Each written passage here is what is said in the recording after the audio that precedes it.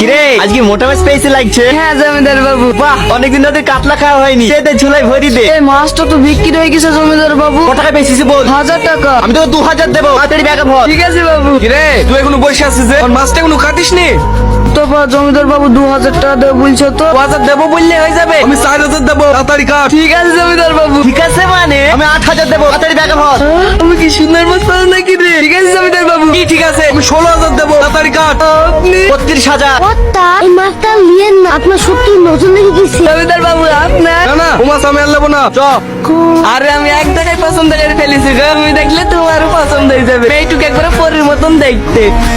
বাবা জমিদার বাবু, আপনি আমাদের বাড়িতে আসেন আসেন বসে। তোর পাড়া জমিদার বাবু আমার মেয়েকে দেখতে এসে তো। এই শোন, আমার যে জিনিসটা পছন্দ হয় সেই জিনিসটা আগে নিয়ে লিখে চল যাও। তোর ঘৃণা লাগে না? যদি তোর ঘৃণা লাগে তো চলি যা না। আমি এই বাড়িতে আগে এসেছি, আমার ছেলের সাথেই ওর মেয়ের বিয়ে হবে, কথাটা মাথায় থেকে জানে।